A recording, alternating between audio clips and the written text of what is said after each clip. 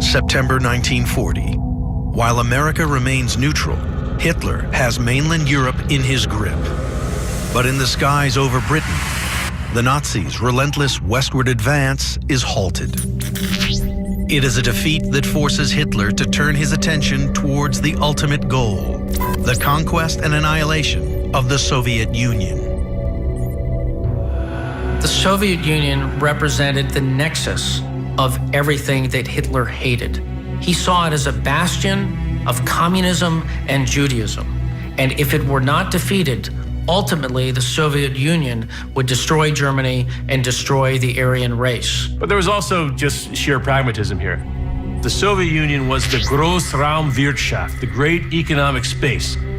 They needed the raw materials, the oil, the food, and by annexing the Soviet Union, they'd be able to sustain a long war and fend off any British-American attacks.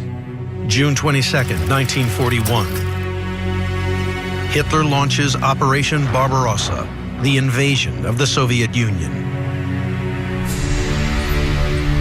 Across an 1,800-mile front, Hitler's army of over 4 million Wehrmacht troops surges forward, destroying everything in its path. This was the largest army that had been assembled in the history of the world. And the Germans demonstrated an operational and tactical mastery that the Soviets simply could not match. By the winter of 1941, their brutal advance has brought them to the brink of victory. Leningrad is under siege, and German panzer divisions are at the gates of Moscow. Seeking a devastating tactical and ideological blow, Hitler turns his attentions towards Stalingrad.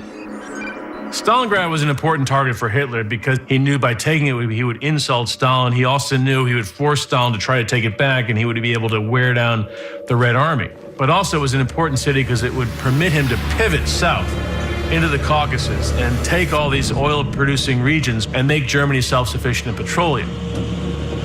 For both sides, the stakes for the Battle of Stalingrad are immense.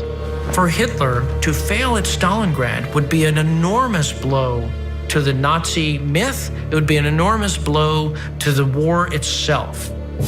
Similarly, Joseph Stalin was unrelenting. He would not tolerate defeat. He would not tolerate pulling back. To surrender or to give ground would be met by the utmost sanction.